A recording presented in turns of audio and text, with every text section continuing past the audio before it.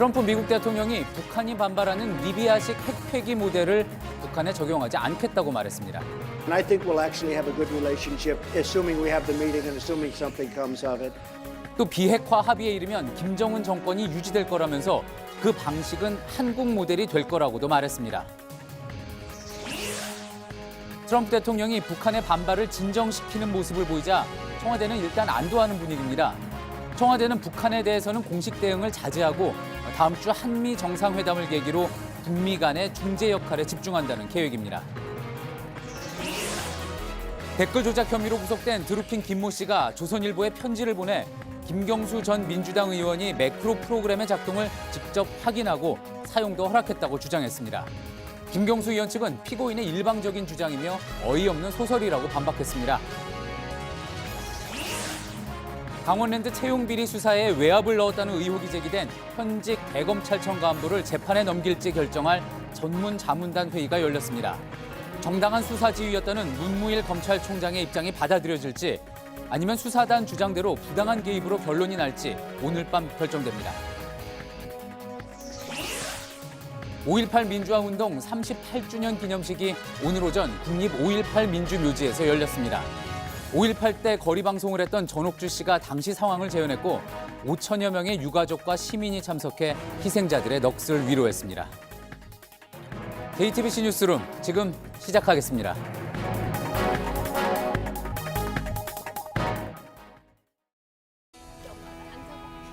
마스크가 필요 없는 세상으로.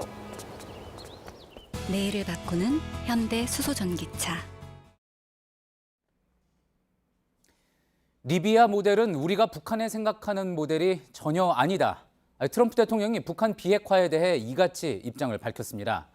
또 여기에 김정은 위원장이 정권을 유지할 것이라고도 말했습니다. 군사적 또 정치적인 안정까지 보장함으로써 이번 정상회담을 성사시키겠다는 승부수를 던진 겁니다. 이제 나흘 뒤 워싱턴에서 한미 정상회담이 열립니다. 여기서 비핵화 이후 북한의 미래를 어떻게 보장할지 협의할 거라고 청와대가 밝혔습니다. 북한의 돌발 행동에 한국과 미국의 긴밀한 대응이 더 중요해졌습니다. 예, 오늘 먼저 워싱턴 연결해서 관련된 내용들 짚어보겠습니다. 정윤식 특파원, 일단 트럼프 대통령이 리비아 모델에 대해서 공개적으로 부인을 했습니다. 자, 그러면서 이제 김 위원장은 매우 강력한 보호를 받을 것이라고도 했는데 지금 미국 내에서는 이 부분에 대해서 어떤 해석이 나오고 있습니까? 트럼프 대통령이 입장을 전달한 방식을 주목할 필요가 있습니다. 직접 방송을 통해 당신은 계속 정권을 유지하고 아주 행복할 것이라고 안심시키면서 싱가포르 회담을 무산시키지 말라는 공개 메시지를 보낸 겁니다. 직접 들어보시죠. And I think we'll actually have a good relationship, assuming we have the meeting and assuming something comes of it. And he'll get protections that will be very strong. 트럼프 대통령은 북한은 초토화시킨 리비아 카다피 모델과 정반대라며 김 위원장이 북한을 계속 통치할 것이라고도 했습니다. CNN과 월스트리트저널은 이 같은 발언은 북한에 대한 군사적 안전보장을 넘어 김 위원장에게 권력을 유지할 것이라는 정치적 안전보장까지 제공하겠다고 약속한 것으로 해석했습니다. 예. 자, 그런데 이 트럼프 대통령이 부인한 리비아식 모델이라는 거는 그동안 이제 볼턴 보좌관이 주장해온 북한 핵무기를 먼저 해체한 후 미국에 반출을 한다. 이 모델일 텐데 그러면 어떻게 되는 겁니까? 이 모델, 그런 모델을 이제 검토하지 않는다는 거라고 볼 수 있을까요? 꼭 그런 의미는 아닙니다. 리비아 모델을 놓고 트럼프 대통령은 볼턴 보좌관과는 서로 다른 시점에 초점을 맞춰 얘기한 측면이 있습니다. 볼턴 보좌관은 2003년 핵 프로그램을 해체해서 오크릿집 연구소로 반출했던 리비아식 비핵화 방식을 주장했습니다. 반면 트럼프 대통령은 비핵화 이후의 결말 부분, 그러니까 2011년 가다피 대통령이 나토의 공습과 민중봉기로 사망하는 등 정권이 붕괴된 걸 얘기한 겁니다.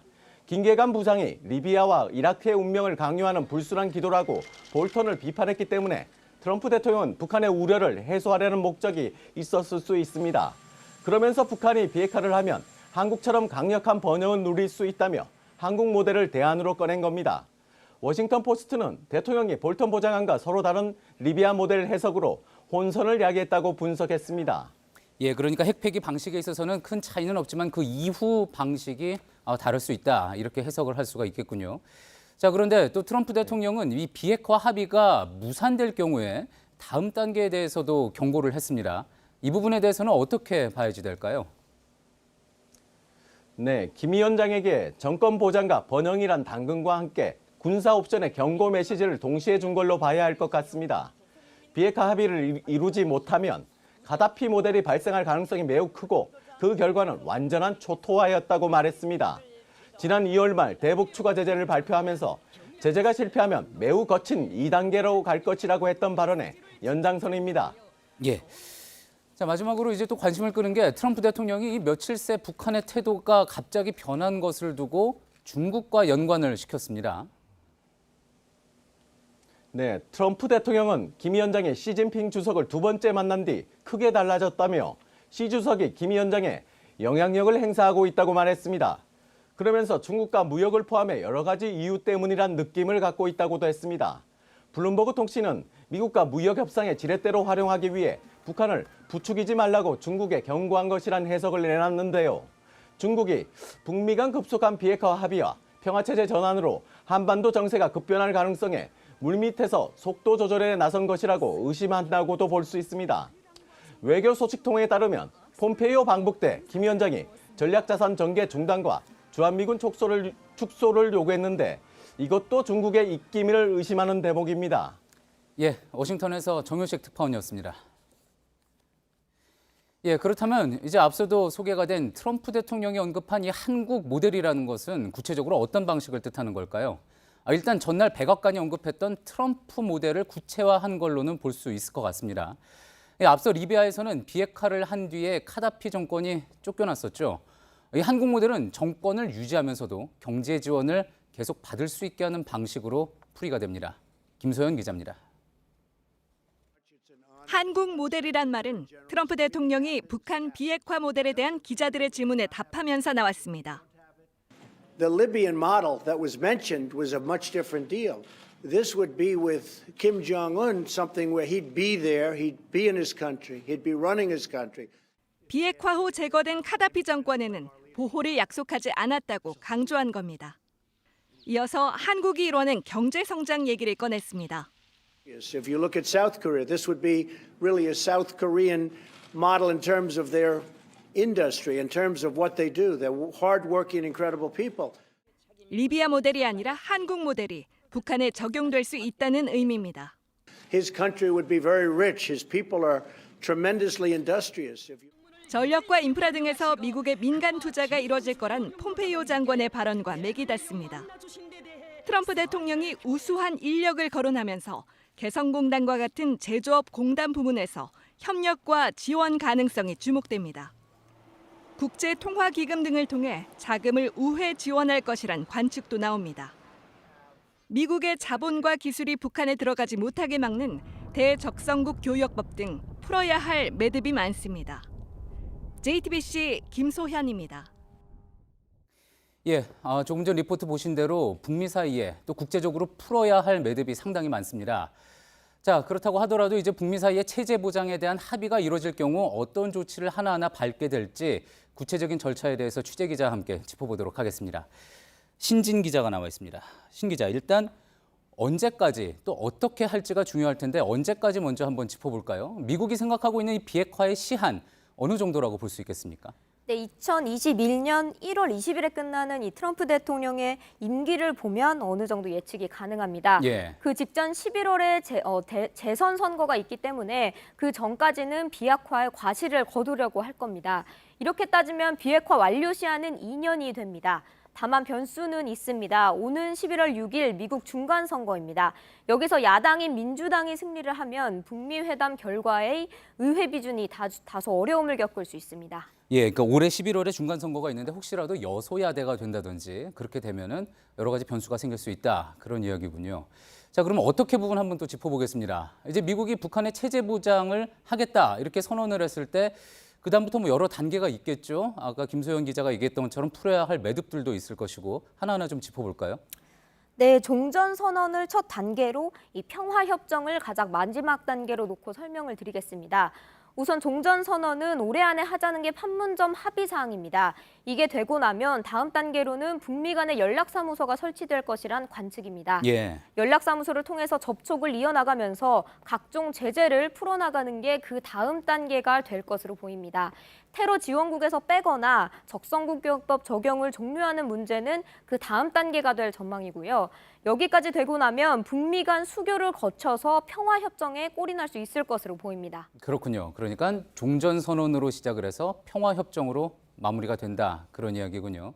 자, 그런데 눈길을 끄는 게 그 중간에 있었던 연락사무소 설치 부분인 것 같습니다. 연락사무소를 북미 간에 설치한다는 거는 뭐 과거에도 여러 차례 협상을 하면서 언급됐던 내용 아닙니까? 네, 1994년에 북미 제네바 기본 합의문에서 처음 거론이 됐습니다. 예. 이 평양과 워싱턴 DC에 설치하기로 했던 건데 진짜 설치가 되지는 못했습니다. 이어서 2000년 북미 공동 커뮤니케 때도 이 연락사무소 문제가 거론됐지만 역시 무산됐습니다. 자, 그리고 또 이제 여러 가지 제재를 푸는 문제요. 이거는 뭐 어느 한 나라가 우리가 풀겠다 해서 해결되는 문제도 아니고 간단하지 않을 것 같은데 다 이 풀리는 것들 언제쯤 완료된다고 가늠해 볼 수가 있을까요? 가늠이 쉽지는 않습니다. 다만 전문가들은 일단 행정명령 수준으로 해제가 가능한 제재도 있다는 데 집중을 합니다. 예. 예를 들어서 인적 이동 금지 같은 부분은 어렵지 않게 풀 수 있다는 겁니다. 하지만 법으로 규정된 제재의 경우에는 물론 푸는 데 시간이 오래 걸릴 수밖에 없습니다. 전문가들은 최소 1년 내에는 끝내야 북한의 비핵화 프로세스를 촉진시킬 수 있다. 이렇게 입을 모읍니다. 예, 이렇게 여러 가지가 복잡한 상황이기 때문에 앞서 이제 신 기자가 이야기했던 대로 올해 이제 11월에 예정돼 있는 거죠. 미국의 중간 선거 결과가 중요한 변수가 될 수 있다. 이런 이야기군요. 네, 이 테러 지원국 명단에서 제외하는 부분이나 적성국교역법을 적용하는 것을 종료하는 부분, 이런 것은 의회를 거쳐야 하기 때문입니다. 북한 입장에서는 테러 지원국에서 벗어나야 IMF 같은 국제기구에 가입할 수 있고요. 그래야 경제 건설 자금을 지원받을 수 있기 때문에 이 부분의 요구가 거셀 것으로 보입니다. 예. 다만 외교 현안의 중요한 관문이 상원인데 이번 중간선거는 이 민주당 의원 지역구에서 선거가 치러지는 곳이 많아서 공화당이 다수당을 유지할 가능성이 큽니다. 이런 점은 트럼프 정부에 유리한 부분입니다. 예, 여러모로 미국의 선거를 우리가 또 예의주시할 필요가 생겼군요. 신진 기자였습니다. 예, 그제 남북 고위급 회담을 갑자기 취소했던 북한은 어제 우리 정부를 강도 높게 비난했습니다. 그리고 또 오늘은 다음 주로 예정된 핵실험장 폭파를 취재할 우리 기자단의 명단도 받지 않았습니다. 여러 가지 해석이 나오고 있지만 우리 정부를 통해서 미국을 우회적으로 압박하려는 것 같다는 분석에 무게가 실립니다. 김태영 기자입니다. 북한이 풍계리 핵실험장 폭발을 취재할 우리 측 기자단의 명단을 접수하지 않았다고 통일부가 밝혔습니다. 아직 시간이 남아있기 때문에 풍계리 취재에 대한 최종 거부라고 보긴 어렵습니다. 다만 다음 주까지 이런 분위기를 바꿀 만한 계기도 마땅치 않은 상황입니다. 어젯밤엔 이선권 조국평화통일위원장이 우리가 취한 조치의 의미를 깊이 새겨보고 필요한 수습 대책을 세우는 대신 터무니없는 유감과 촉구 따위 운운하며 상식 이하로 놀아대고 있다고 주장했습니다. 북한의 갑작스런 태도 변화는 여러 가지로 해석됩니다. 특히 한미 정상회담을 앞두고 우리 정부를 통해 미국을 압박하기 위한 것이란 분석도 나옵니다. 과거 북미 대화 때와는 달리 우리 정부가 실질적인 북미 중재자 역할을 하고 있어서 가능한 시나리오입니다. 연일 북한에 대한 발언 수위를 높이고 있는 미국을 잘 설득해달란 압박이란 겁니다. 남북 고위급 대화를 중단시킴으로써 북한의 대미 압박의 강도를 극대화시키려는 그런 조치로 보입니다. 이런 이유로 당분간은 냉랭한 기류가 이어지겠지만 한미 정상회담을 전후해 관계가 다시 복원될 것이란 전망도 조심스럽게 나오고 있습니다. JTBC 김태영입니다.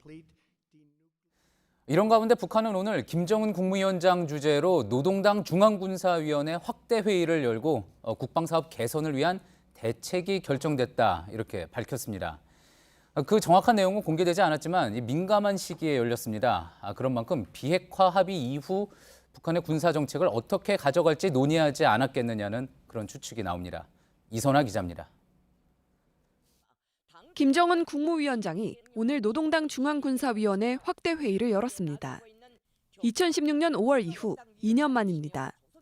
회의 내용은 상세히 공개되지 않았습니다.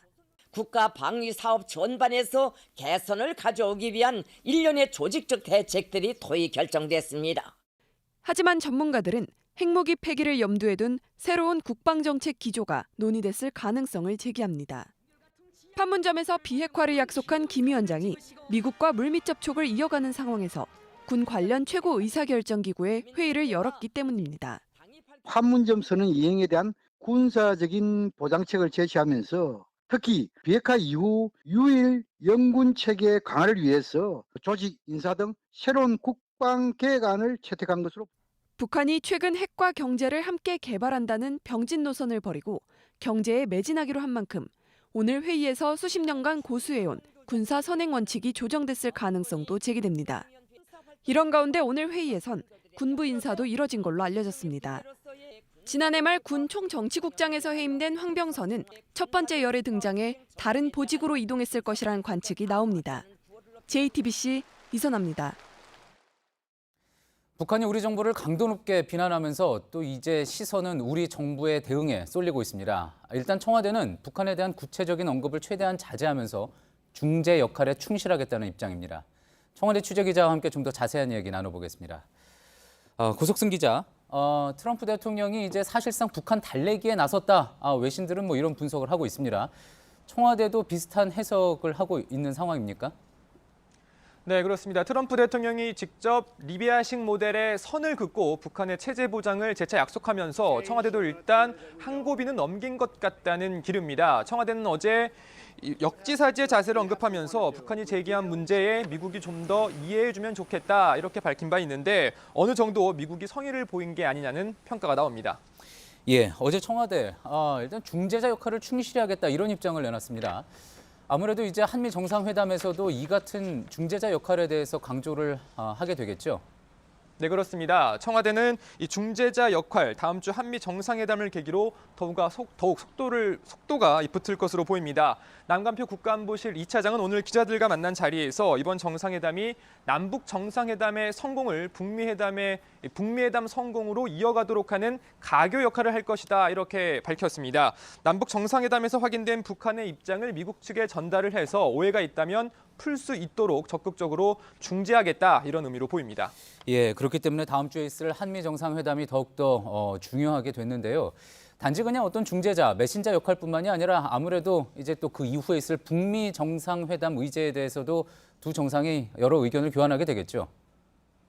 네, 남관표 2차장은 북한의 완전한 비핵화와 한반도의 평화 정착을 이루기 위한 구체적인 이 방안을 중점적으로 논의할 예정이라면서 좀 더 구체적으로 완전한 비핵화 이행 이후 북한의 밝은 미래를 보장하기 위한 방안도 협의할 것으로 본다고 밝혔습니다. 사실상 한미 양국이 북한 체제 보장 문제와 더불어서 대북 경제 지원 문제를 공식적으로 다루겠다는 뜻으로 풀이가 됩니다. 두 정상은 특히 확대회담에 앞서서 단독회담을 먼저 가질 예정인데요. 단독회담에서 심도 있는 이야기가 많이 오고 갈 것 같다고 청와대 고위 관계자는 전했습니다. 예, 잘 들었습니다. 청와대에서 고석승 기자였습니다.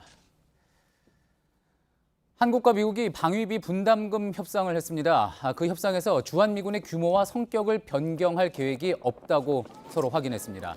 최근 한반도 정세가 변하면서 주한미군을 줄일 가능성이 일각에서 제기됐지만 미국 측은 이에 대해 전혀 언급하지 않은 걸로 전해졌습니다. 한편 분담금을 얼마로 할지에 대해서는 전략자산의 전개 비용을 어떻게 나눠낼지 등을 놓고 양국이 여전히 입장차를 좁히지 못했습니다. 정의용 안보실장이 미국 측에 북한 핵무기 반출 아이디어를 제공했다. 이런 일본 언론 보도에 대해 청와대가 전혀 사실이 아니라며 강하게 유감을 표했습니다. 최근에 대화 국면에서 이런 일본 언론의 오보가 잇따르면서 화해 분위기에 찬물을 끼얹고 있다는 지적이 나옵니다. 이성대 기자입니다. 청와대는 일본 아사히 신문 보도를 정면 반박했습니다. 윤영찬 소통수석은 지난달 24일 정의용 안보실장이 존 볼튼 백악관 안보보좌관에게 북한의 핵무기 반출 방식을 제안했다는 기사는 전혀 사실이 아니라고 밝혔습니다.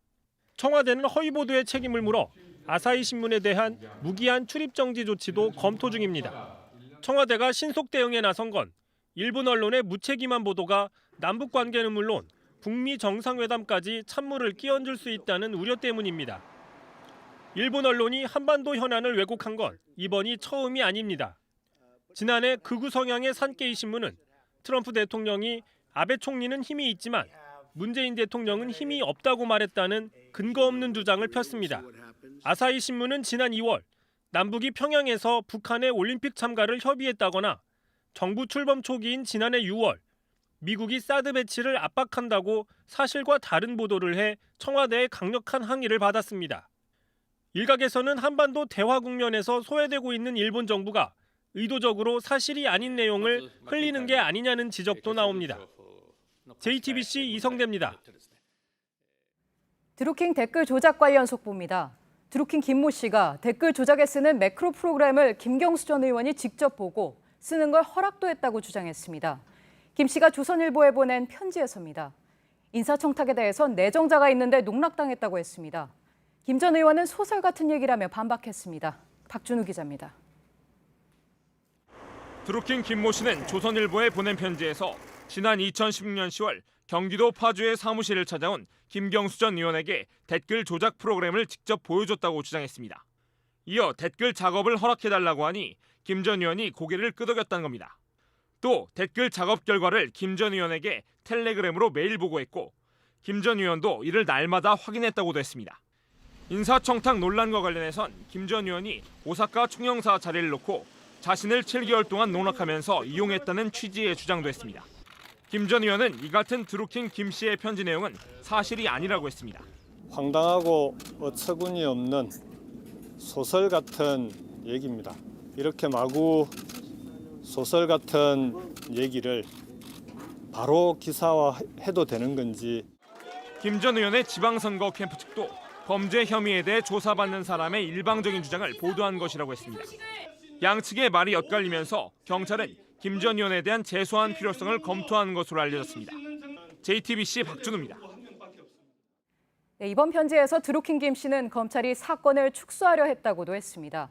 검사가 다른 피고인을 조사할 때 김 전 의원과 관련된 진술은 빼라고 지시하는 걸 들었다는 겁니다. 검찰 얘기는 다릅니다. 김 씨가 먼저 면담을 요청했고 김 전 의원과 관련된 폭탄 선물을 줄 테니 자신은 더 수사하지 말아달라고 했다는 겁니다. 임지수 기자입니다. 드루킹 김 씨는 조선일보에 보낸 편지에서 검찰이 사건을 축소하려 한다는 느낌을 받았다고 주장했습니다. 4월 말엔 당장이라도 김경수 전 의원을 잡아들일 것처럼 하다 이후 태도가 바뀌었다고도 했습니다.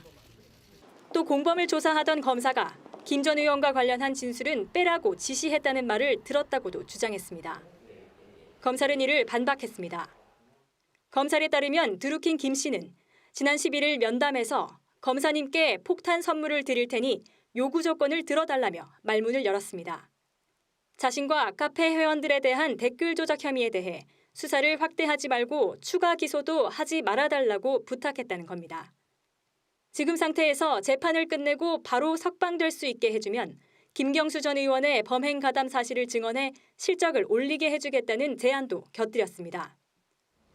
그러면서 요구를 들어주지 않으면 17일로 예정된 경찰 조사에서 폭탄 진술을 하고 조선일보를 통해 다 밝히겠다고 으름장을 놓기도 했다는 게 검찰 설명입니다. 검찰은 특히 공범 조사 과정에서 김 전 의원과 관련한 진술은 빼라고 했다는 주장에 대해 드루킹 김 씨가 지목한 날 공범을 조사한 일도 없다며 허위 사실이라고 반박했습니다. 검찰은 드루킹 김 씨의 당시 발언을 모두 녹화해두었다고 밝혔습니다. JTBC 임지수입니다. 네, 지금 보신 드루킹 김 씨의 편지, 취재 기자와 쟁점을 따져보겠습니다. 이승필 기자가 나와 있습니다. 이 기자, 편지가 A4 용지로 9장 분량입니다. 앞부분을 보니까 댓글 조작과 관련해서 내용이 먼저 나오네요. 네, 그렇습니다. 김 씨는 과거 대선에서 한나라당 댓글 기계가 역할을 했다면서 2016년 10월에 김 전 의원이 자신의 파주 사무실로 방문했을 때 이런 댓글 기계에 대항할 수 있는 매크로 프로그램의 일종인 킹크랩을 시연해 보였다고 주장을 했습니다.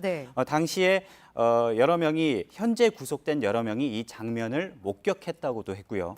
그 뒤로 김 씨가 댓글 작업을 김 전 의원에게 매일 보고했고 대선 때까지, 지난해 대선까지 이 관계가 이어졌다라는 게 김 씨 주장의 골자입니다. 네, 김 전 의원의 입장도 보죠. 편지 내용 전체가 다 드루킹 김 씨가 쓴 소설이라는 거죠.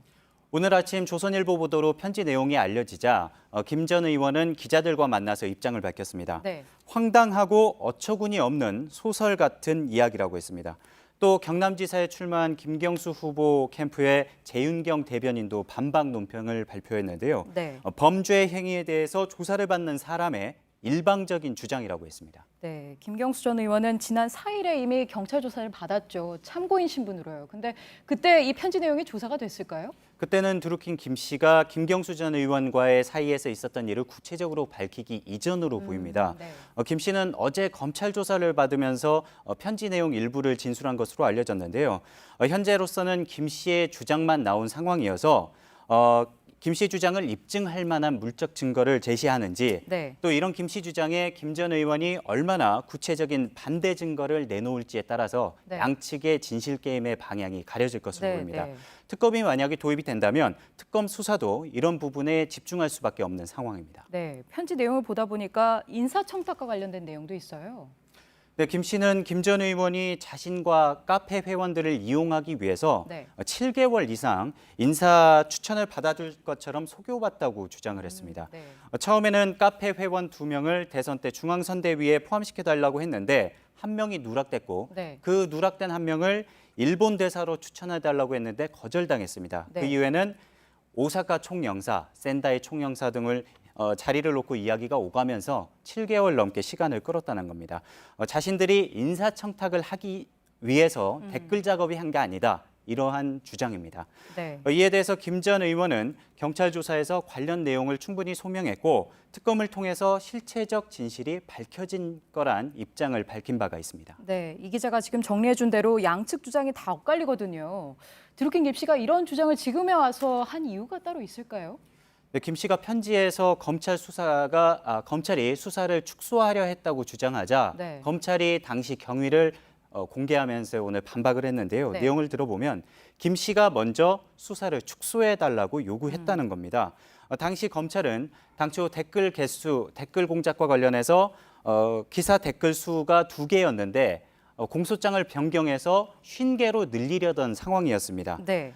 또 수사팀에서는 김 씨가 공범 서유기가 자백을 하자 여기에 대해서 위협을 느낀 거란 얘기도 나왔는데요. 이런 상황에서 수사 축소 요구를 받아들이지 않자 언론에 편지를 보내서 폭로를 한 거란 게 검찰의 입장입니다. 네, 법조팀 이승필 기자였습니다.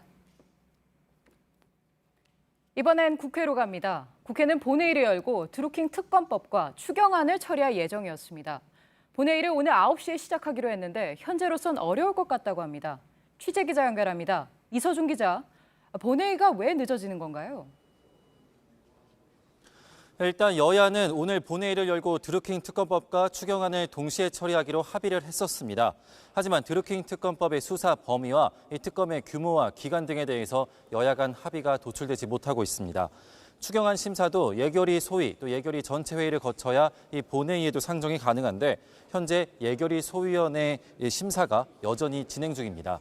아직은 본회의를 열 준비가 되진 않은 겁니다. 네, 아직 준비가 안 됐다고 했는데 드루킹 특검법에 대해서는 여야가 입장이 어떻습니까? 일단 야당은 드루킹 편지가 공개된 만큼 이 김경수 후보를 이 수사 대상에 포함시켜야 하고 또 최순실 국정농단 특검의 버금가는 규모와 기간을 보장해야 한다는 입장입니다. 하지만 여당은 드루킹의 주장은 황당한 소설에 불과하고 또 대통령 탄핵과 구속까지 이어졌던 이 국정농단 특검 수준을 요구하는 것은 받아들일 수 없다는 입장입니다. 네, 그렇다면 본회의가 늦어지다가 오늘 중에 아예 열리지 못할 가능성도 있습니까? 일단 민주평화당은 오늘 처리를 계속해서 반대를 하고 있는데 이 다른 정당들 안에서는 이 밤을 새서 내일 새벽이라도 본회의를 열고 처리를 해야 한다는 목소리가 나오고 있습니다. 특검법 관련해서 이견이 있기는 하지만 야당 입장에서도 특검을 하루라도 빨리 시작해야 한다고 보고 있기 때문인데요. 또 각 정당 원내 지도부들도 소속 의원들에게 국회 주변에 비상대기를 해달라고 공지를 한 상태입니다. 하지만 밤 10시, 12시까지도 여야 합의가 나오지 않는다면은 이 본회의 일정을 다시 잡아야 한다는 얘기도 함께 나오고 있습니다. 네, 예정대로 본회의가 열린다면 이 두 자유한국당 의원 체포 동의안도 처리가 됩니까? 예, 지난 14일 홍문종, 염동열 두 자유한국당 의원의 체포 동의안이 본회의에 보고가 됐습니다. 다음 본회의인 오늘이나 내일 새벽 본회의가 열리면은 첫 번째 안건으로 상정이 될 텐데요. 표결이 진행이 될 텐데 두 의원이 속한 자유한국당 등 대부분의 정당들이 이 당론을 정하지 않고 의원 개개인의 결정에 맡기겠다는 입장입니다. 표결 결과는 지켜봐야 할 것 같습니다. 네, 국회에서 이서준 기자였습니다. 검찰은 지금 내부 갈등을 빚고 있습니다. 강원랜드 채용비리 수사에 외압이 있었다는 의혹에서 시작이 됐죠. 대검찰청에서 전문 자문단이 회의하고 있는데 그 결과에 따라 분수령을 맡게 됩니다.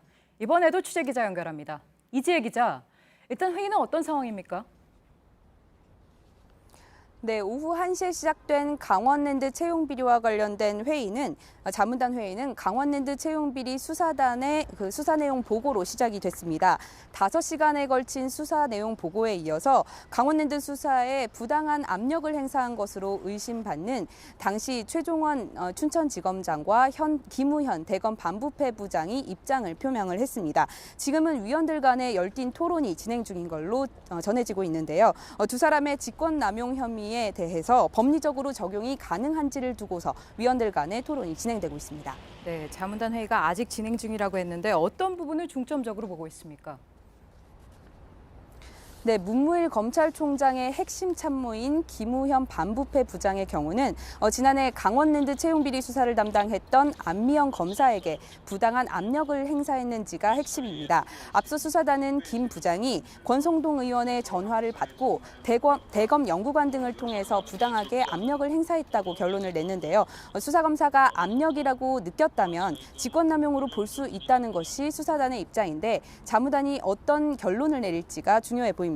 또 최 지검장의 경우는 당시의 수사를 조기에 종결하도록 한 부분이 직권남용에 해당하는지가 핵심입니다. 네, 문무일 총장과 김우현 부장 그리고 대검은 정당한 수사 지휘였다는 입장이죠.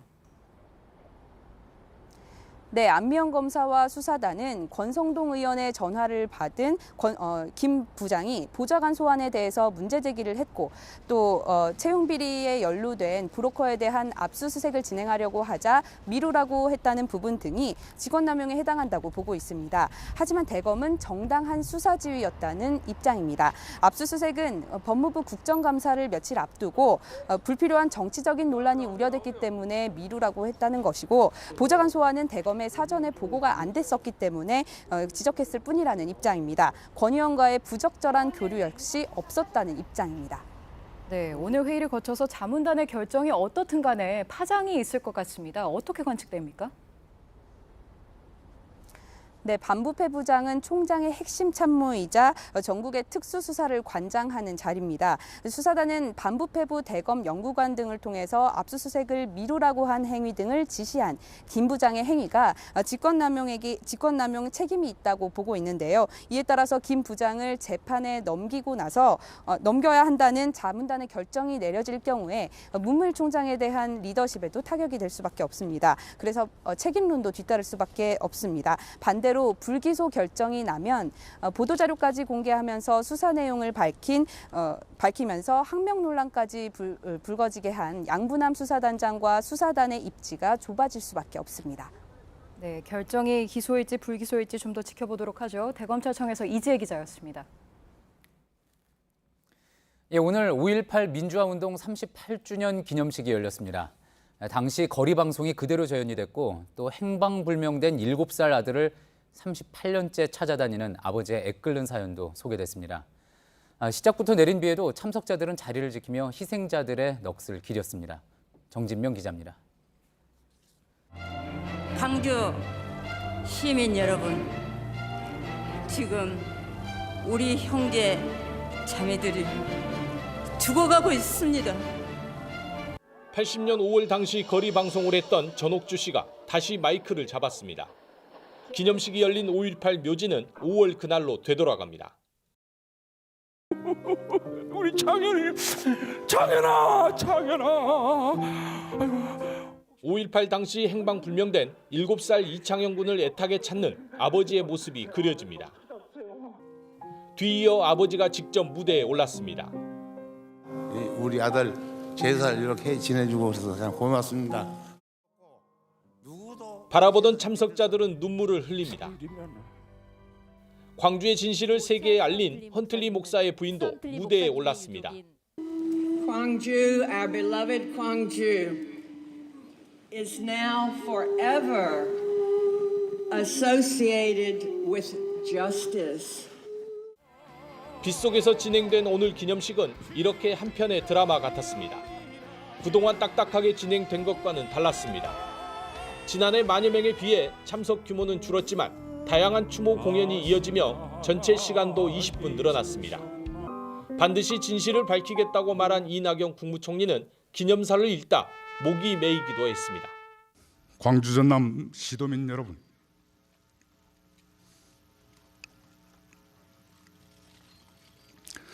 (80년 5월) 광주는 광주다웠습니다. 이 총리와 여야 지도부, 유가족 시민 등 5천여 명은 모두 한 목소리로 임을 위한 행진곡을 부르며 기념식을 마쳤습니다. JTBC 정지명입니다.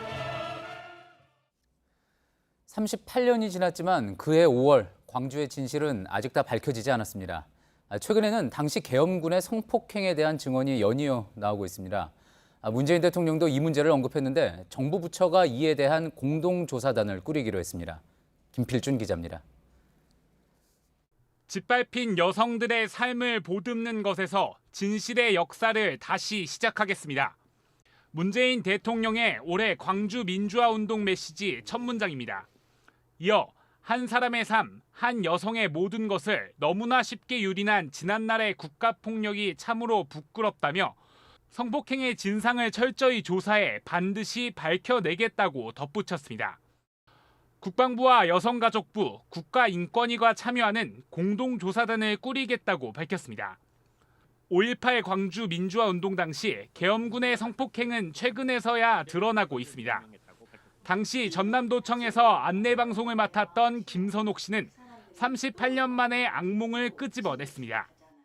나를 그 전날 석방하기 전날 데리고 여관에 가가지고 나를 덮쳤을 때 이 가슴에 항상 이렇게 돌덩이처럼 그게 누르고 있었는데 계엄군들이 여고생들을 성폭행했다는 증언도 나왔습니다.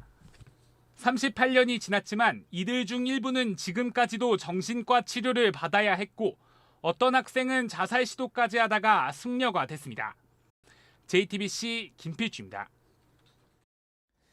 이렇게 참상은 계속 드러나고 있지만 당시 군의 실권자였던 전두환 씨는 여전히 결백을 주장하고 있습니다. 오히려 헬기 사격을 증언한 고 조비오 신부를 사탄으로 몰다가 열흘 뒤 재판을 받게 됐죠. JTBC는 23년 전 전 씨가 검찰에서 진술한 조서 전문을 입수해 분석했습니다. 5.18과 관련한 16개의 질문이 있었는데 8번은 모른다, 7번은 아니다라는 취지로 답했습니다. 유선희 기자입니다. 1995년 12월 10일 안양교도소. 검사가 전두환 씨에게 5.18 당시 발포 명령에 관여했는지 물었습니다. 전 씨는 전혀 관여하지 않았다고 대답합니다. 무장 헬기를 동원해 공격하라는 명령에 관여했냐고 묻자 명령이 있는지도 몰랐고 관여하지도 않았다고 말합니다. 1980년 5월 전 씨는 보안사령관 겸 합동수사본부장이자 중앙정보부장 설이었습니다. 군과 정보를 모두 장악했지만 진압엔 관여하지 않았고 광주 상황도 몰랐다고 주장했습니다. 검사가 전 씨에게 5.18과 직접 관련된 질문 16개를 던졌습니다. 전 씨는 광주에 추가로 병력을 투입한 이후 5월 20일 밤 시위대에 사상자가 발생한 사실 등 8번의 질문에 모른다는 취지로 답했습니다. 광주 민주화운동을 아느냐는 질문엔 나와는 관계없다며 선을 긋기도 했습니다. 광주 재진입 작전회의에 참석했는지 또 진입 전 대통령 재가를 받았는지 등 7개의 질문엔 아니라고 대답했습니다. 모른다와 아니다가 아닌 단 하나의 답변은 누가 진압 명령을 내렸는가라는 질문이었습니다. 전 씨는 이희성 계엄사령관이 했다고 답했습니다. 전 씨는 회고록에 고 조비오 신부를 사탄으로 묘사한 혐의로 열흘 뒤 재판을 받습니다. 미리 낸 검찰 조사 불출석 사유서에도 모든 걸 모른다고 답했으며 회고록도 민정기 전 비서관이 썼다고 했습니다. JTBC 유선입니다. 예, 요즘 며칠째 비가 많이 오고 있죠. 네. 오늘 새벽에도 비가 또 많이 내렸습니다. 서울 등 수도권을 포함해서 또 강원도가 특히 피해가 컸습니다. 집 수십 채가 물에 잠기고 도로도 유실됐습니다. 조승현 기자입니다. 마당에 흙탕물이 종아리까지 차올랐습니다. 집 안도 물바다가 됐는데요. 거실 바닥은 온통 뻘밭이 됐고 구석에 서 있었던 냉장고는 바닥에 쓰러져 있습니다. 방 안도 마찬가지입니다. 서랍 안에 넣어두었던 옷가지들이 이렇게 진흙 범벅이 됐습니다. 강원도 평창군 횡계리에 오늘 새벽 시간당 60mm의 많은 비가 내리면서 하천이 범람했습니다. 하천 일부를 막아 평창 동계올림픽 당시 셔틀버스 승하차장을 만들면서 폭이 좁아졌기 때문입니다. 주변에 있는 집 60여 채가 물에 잠겼습니다. 요 걸어가는데 막 쓰러지겠더라고요. 저 뚝방이 물씨 저 또랑에서 이렇게 막 내려오잖아. 엄청 셌어. 주민들은 침수가 시작되고 1시간이 지나서야 대피 사이렌이 울렸다며 지자체 대응이 허술했다고도 말했습니다. 강원도 정선 알파인 스키장에서도 경사면이 무너져 주민 6명이 대피했습니다. 그렇게 루사고 뭐고 그냥 그 물난리에도 이런 피해가 없었는데 지금 이게 뭐예요, 이게. 홍천에선 마을 교량인 가덕교가 일부 유실됐다가 오후 3시가 넘어 복구됐습니다. 서울에선 은평구 신사동에 빌라 석축이 무너져 주민 18명이 대피했습니다. 중랑천 일부 구간에 이어 오늘은 잠수교 통행도 한때 금지됐습니다. 기상청은 오늘 비는 모두 그치고 이번 주말엔 전국이 대체로 맑을 것으로 예상했습니다. JTBC 조승현입니다. 한진그룹 소식입니다. 조양호 회장과 조원태 사장이 공식 직책도 없이 진에어를 비정상적으로 경영했다는 국토부 조사 결과가 나왔습니다. 국토부는 2014년에 있었던 땅콩 회항 사건에도 징계를 내렸는데 뒷북이라는 지적입니다. 박영우 기자입니다. 조양호 회장 부자가 진에어를 비정상적으로 경영한 증거는 국토부가 미국 국적인 조효민 씨의 불법 등기임원 등재 사실을 조사하는 과정에서 발견됐습니다. 진에어는 조 회장에게 보고할 문서를 보관하는 캐비닛 칸도 따로 두고 있었습니다. 조양호 회장과 대한항공의 조원태 사장이 진에어의 공식적인 업무 권한이나 직책이 없는 상황에서 그 결재를 한 것을 70여 건 발견을 하였습니다. 국토부는 지배구조에 심각한 문제가 있다고 판단해 관계부처인 공정거래위원회에 통보했습니다. 국토부는 또 2014년 이륙 준비를 하던 중 비행기를 되돌린 땅콩해양 사건에 대한 행정처분도 내렸습니다. 조현아 전 부사장과 여운진 전 상무에게는 당시 국토부 조사에서 거짓 진술을 한 혐의로 각각 과태료 150만 원을 부과했습니다. 대한항공 법인에는 과징금 27억 9천만 원이 부과됐습니다. 그러나 엄중한 문책을 약속했던 국토부가 사건이 난 지 3년이 지난 시점에 150만 원의 과태료 처분을 내린 건 문제가 있다는 지적입니다. 국토부는 행정처분이 늦어진 이유를 내부 감사를 통해 밝히기로 했습니다. JTBC 박영우입니다. 대한항공 직원들이 조양호 회장 일가의 퇴진을 요구하는 세 번째 집회를 오늘 저녁 7시 30분 서울 광화문 세종로 공원에서 열었습니다. 한진그룹의 다른 계열사인 진에어와 조 회장의 재단 이사장이 인하될 직원들도 자발적으로 집회에 나왔습니다. 직원들은 대한항공의 상징인 하늘색 리본 모양의 스티커를 나눠주며 시민들에게 함께해달라고 했습니다. 8시 30분부터 이들은 광화문에서 서소문 대한항공 빌딩까지 약 1km를 행진하고 있습니다. 삼성 바이오로직스의 분식회계 논란이 계속되자 어제 감리위원회가 열렸죠. 3년 전 미국 합작사가 공동 경영권을 행사하겠다고 한 증거가 있느냐, 이게 쟁점이었습니다. 회사 측은 합작사가 이런 의사를 밝힌 서한이 있다며 오늘 공시했습니다. 하지만 금감원은 이제 와서 서한을 공시해봐야 큰 의미 없다는 입장입니다. 송지혜 기자입니다. 삼성 바이오로직스가 오늘 공시한 보고서입니다. 자회사 삼성 바이오에피스의 미국 합작사인 바이오젠으로부터 다음 달까지 공동 경영권, 콜옵션을 행사하겠다는 서신을 어제 받았다는 내용입니다. 삼성 바이오로직스는 2015년 바이오젠이 콜옵션을 행사할 가능성이 있다며 바이오에피스를 종속회사에서 관계회사로 전환한 뒤 3,300억 원이던 기업 가치를 5조 2천억 원으로 끌어올렸습니다. 그러나 금감원 관계자는 2015년 상황이 중요하지 지금 공동 경영권을 행사하겠다는 게 과거 분식회계가 아니란 걸 증명할 증거가 될 수 없다고 말했습니다. 금감원에 따르면 감리 과정에서 2015년에 바이오젠이 공동 경영권을 행사하지 않겠다는 의사를 밝힌 사실을 확인해 고의적 분식회계 혐의를 적용했습니다. 이에 대해 바이오로직스 측은 거부 의사를 통보받은 적이 없다고 반박하고 있습니다. 금융위는 오는 25일 2차 감리위를 연 뒤 다음 달 중 결론을 낼 계획입니다. 삼성생명공익재단은 오늘 이사회를 열고 이재용 삼성전자 부회장의 이사장직 연임을 의결했습니다.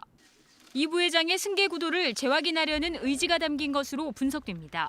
JTBC 송지혜입니다. 하와이 섬의 킬라우에아 화산이 또다시 분출했습니다. 9,000m 높이까지 가스 기둥이 치솟고 화산재는 비처럼 쏟아졌습니다. 조만간 용암도 나올 수 있다는 우려가 커지고 있습니다. 박상욱 기자입니다.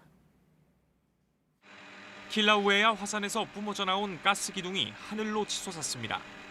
높이는 9,000m에 달합니다. 3,600m 높이로 가스와 화산재를 뿜어낸 지 이틀 만입니다. 미국 언론은 화산재가 반경 수 킬로미터에 걸쳐 비처럼 쏟아졌다고 보도했습니다. 분화구 반경 2-3km에 걸쳐 작은 암석 파편도 관측됐습니다. 파편으로 인한 인명피해는 없었지만 화산에서 48km 떨어진 하일로 마을 주민들은 가스와 화산재로 호흡곤란이나 눈충혈, 가려움증 등을 호소했습니다. 인근 학교들은 대기 중 황산가스 농도가 높아져 휴교에 들어갔습니다. 킬라우에아 화산의 할레마우마우 분화구 주변에서 10여 군데 균열이 확인돼 추가 폭발 가능성도 제기됩니다. We could expect similar events to happen in the future as these kind of interactions between the groundwater and the lava continue. 이번 폭발은 가스 분출에 그쳤지만 조만간 용암도 분출될 수 있다는 분석입니다. 하와이 화산 관측소는 대형 폭발이 일어날 경우 크게는 냉장고 크기와 맞먹는 암석 덩어리가 반경 수 킬로미터까지 날아갈 수 있다고 경고했습니다. 주 방위군은 병력을 투입해 주민 약 1,000명을 추가로 대피시킬 준비에 나섰습니다. JTBC 박상욱입니다. 얼마 전에 있었던 쓰레기 수거 대란은 중국이 재활용 쓰레기 수입을 금지하면서 시작이 됐죠. 중국 정부가 이런 결정을 내린 건 영화 한 편 때문이었습니다. 그 영화를 만든 감독이 우리나라를 찾았습니다. 윤정식 기자가 만났습니다. 중국 산둥성의 한 시골 마을입니다. 한국을 비롯한 전 세계 재활용 쓰레기들이 모이는 곳입니다. 이곳에 살고 있는 11살 이재는 쓰레기를 분류하다 운이 좋으면 장난감도 챙깁니다. 플라스틱 차이나라는 영화가 다룬 중국의 모습입니다. 他分拣完之后呢，他去了哪儿？他怎样被处理？他不清楚。如果这些人们到现场去看待我们的垃圾是怎样被具体处理的，我相信他会对他自己个人的消费主义生活有新的认识。 전 세계 쓰레기의 56%를 수입하는 중국의 불편한 현실을 다룬 이 영화는 중국에서는 상영이 금지됐습니다. 하지만 영화가 인터넷 등을 통해 확산되자 중국 정부는 쓰레기 수입을 금지했습니다. 왕 감독은 쓰레기가 무역의 대상이 된 게 문제라고 지적합니다. 对我当然我代表韩国的人们请问自己，我们是否可以把自己的垃圾扔到另外一个地方去？因为这不单单是个环境问题，其实也是一个道义问题，而且是一个法律问题。你要知道，中国处理这些垃圾之所以还赚钱，恰恰是以牺牲环境为代价。 수출이 아니라 자국 내 처리를 원칙으로 하면 발생부터 줄일 수 있다는 겁니다. 특히 전 세계가 소비 행태를 바꿔야 한다고도 했습니다. 当然，最重要的是减少垃圾，别让我们的后代成为一个垃圾人的概念。 왕 감독은 다음 주 서울 환경영화제에 토론자로 참석해 한국 관객들과의 대화에도 나섭니다. JTBC 윤정식입니다. 오늘 오후 4시 10분쯤 경남 김해시 진례면의 기계금속 표면 처리 공장에서 폭발 사고가 있었습니다. 당시 표면에 묻은 이물질을 제거하던 작업자 4명이 화상을 입어 인근 병원에서 치료받고 있습니다. 난임 부부가 대리모를 통해 아이를 낳으면 민법상 친어머니는 난자를 제공한 어머니가 아니라 출산한 대리모라는 판결이 나왔습니다. 서울가정법원은 자신들의 수정란을 대리모에 착상시켜 아이를 얻은 A씨 부부가 출생신고를 거부한 구청을 상대로 낸 소송에서 모자 관계는 유전자가 아니라 출산 과정으로 생긴다며 A씨에 대해 패소 판결을 내렸습니다. 대구 중부경찰서가 미국 메이저리그에 진출한 야구 선수 A씨에게 맞았다는 고소장이 접수돼 사건을 조사 중이라고 밝혔습니다. 여성 B씨는 지난해 12월 대구 동성로에서 전 남자친구인 A씨가 소리 지르며 발로 차고 주먹으로 때렸다며 고소장을 제출했습니다. 경찰은 A씨 부모와 에이전시를 통해 입국을 설득하고 있다고 밝혔습니다. 20년 전 산속에 버려진 신생아가 자라서 자신을 구해준 사람을 만나는 일이 미국에서 벌어졌습니다. 올해 20살인 매튜 크리스찬 휘터커는 현지 시간 16일 미국의 한 라디오 방송에서 자신을 구해줬던 아지타 밀라니안과 재회했습니다. 밀라니안은 평소 조깅하던 길과 다른 길로 든 당시를 기억하며 아기를 구하라는 신의 뜻이었다고 했습니다.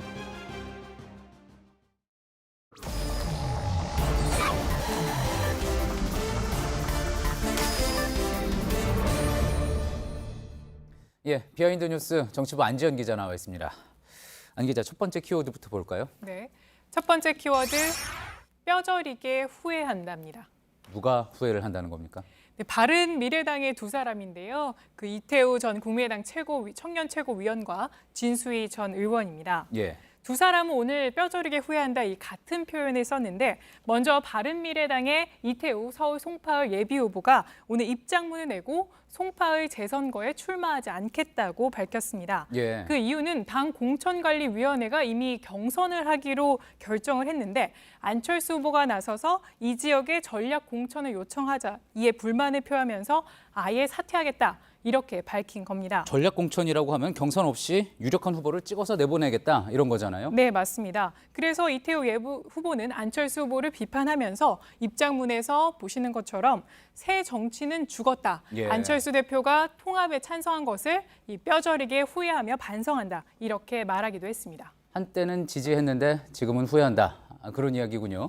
자, 그러면 앞에 나왔던 이제 진수희 위원장도 오늘 뭐 비슷한 내용을 이야기한 모양입니다. 네, 맞습니다. 진수희 전 위원장도 이 서울시당 공동위원장직을 사퇴하겠다 이렇게 밝혔는데요. 예. 뒤에 보시면 역시 송파을 공천 문제를 지적하면서 통합을 뼈저리게 후회했습니다. 이렇게 말했습니다. 예. 진수희 위원장은 옛 바른정당 출신인데요. 예. 지금 바른미래당은 재선거인 송파을 공천 문제를 놓고 옛 국민의당과 이 바른정당 출신 사이에서 내분이 커지고 있는 상황입니다. 예. 이 안철수 후보가 어제 공개적으로 이 손학규 선대위원장을 전략 공천을 하겠다 이렇게 요구를 하자 그렇죠. 이에 반발하면서 이 통합에 대한 뼈저린 후회를 밝히고 있는 겁니다. 예, 서로 이제 자기 당의 후보를 내보내겠다. 두 당이 통합을 했으니까.